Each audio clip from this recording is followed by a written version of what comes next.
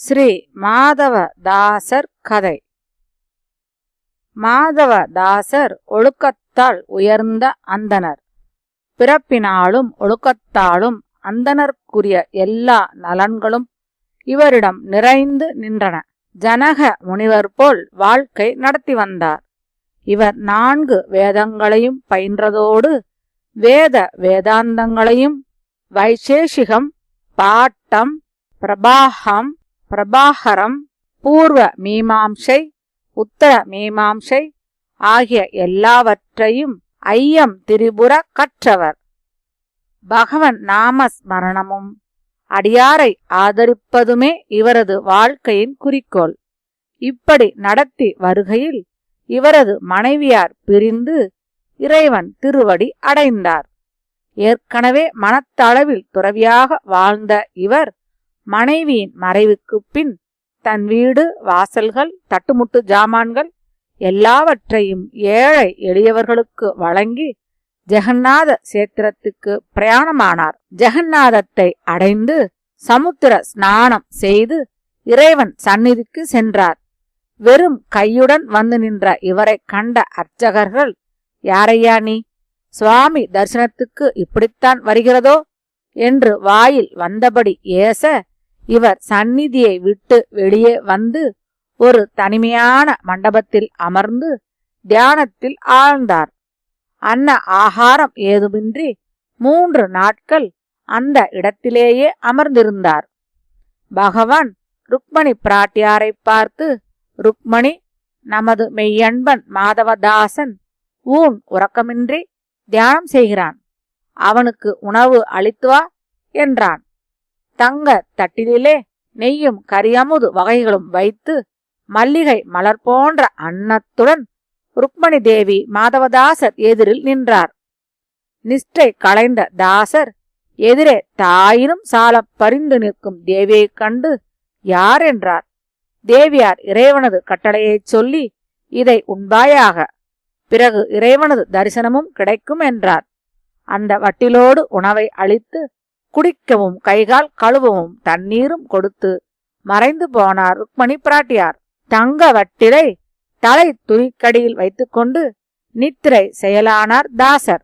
மறுநாள் காலை சந்நிதி திறந்தவுடன் வட்டிலை காணோமென்று அர்ச்சகர் அலற மாதவதாசரிடம் வட்டில் இருப்பது கண்டு அவர் என்ன சொல்லியும் கேளாமல் அங்கிருந்த ஸ்ரீபாத தாங்கிகள் இவரை பிடித்து கயிற்றால் இறுக கட்டி ஒரு அறையில் அடைத்து வைத்தனர்.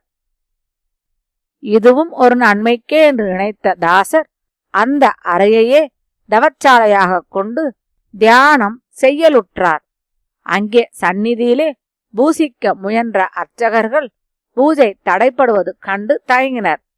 அன்றிரவு ஜெகநாத பெருமான் அர்ச்சகரது கனவிலே தோன்றி மாதவ தாசரது பெருமையை விளக்கி அவரை விடுவித்து மரியாதை செய்தாலன்றி தாம் பூஜையை ஏற்பதற்கில்லை என்றார்.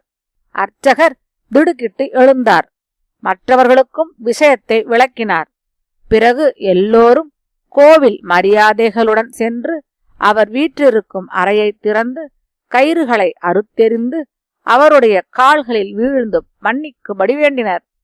பிறகு முறைப்படி சந்நிதிக்குள் சென்று அர்ச்சனைகள் செய்து பிரசாதமும் கொடுத்தனர். இப்படியே மாரி காலத்தில் ஒரு நாள் தாசர் குளிரினால் கஷ்டப்பட இறைவன் தாமே வந்து தமது பீதாம்பரத்தை போர்வையாக போர்த்த இது தெரிந்த எல்லோரும் இறைவனுக்கு இவர் மீதுள்ள கருணையை வியந்தனர். இந்த செய்தி அரசனுக்கும் எட்டியது. அரசன் தானே நேரில் வந்து இவரை வணங்கி வழிபட்டான். இவரது புகழ் பரவ பரவ எப்பொழுதும் யாராவது வந்து பணிந்து கொண்டிருந்தார்கள். இந்நிலை தியானத்துக்கு இடையூறு என்று கருதி இவர் மதுராபுரிக்கு சென்றார். அங்கேயும் அர்ச்சகர்கள் இவரது தோற்றம் கண்டு அவமதித்து துரத்த இறைவன் தானே வந்து இவருடன் உணவு உண்ண அது கண்ட அர்ச்சகர்களுக்கு புத்தி தெளிந்து இவரை கோயிலுக்கு உள்ளே அனுமதித்தனர். அங்கே மதுராபுரியிலே தாசர் கடுமையான வயிற்றுப்போக்கினால் கஷ்டப்பட இறைவன் தாமே ஒரு இளைஞனாய் வந்து தண்ணீர் மோண்டு கொடுத்தும் துணிமணிகளை தோய்த்து உலர்த்தியும் பணி செய்ய இது கண்டு இவர் வருந்த ஊழ் வினையினால் வந்த இந்த நோயை அனுபவித்தே தீர வேண்டும் என்று சொல்லி மறைந்து போனான்.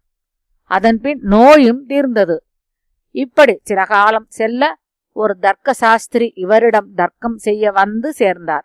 இறைவன் மாதவதாசருக்காக அவர் போல் உருவெடுத்து வந்து தர்க்க சாஸ்திரியை வென்று இருவரையும் நட்பு கொள்ளச் செய்தார். மேலும் வாது செய்யும் பொருட்டு வந்த தர்க்க சாஸ்திரி மாதவதாசரையே தனது குருவாக கொண்டு எம்பெருமானது புகழை பரப்பும் பணியிலே தாமும் ஈடுபட்டு தனது வாக்கு வன்மையும் கல்வி அறிவையும் இறைவனுக்கே பணி செய்யும் கருவியாக்கி வாழ்ந்து வந்தார்.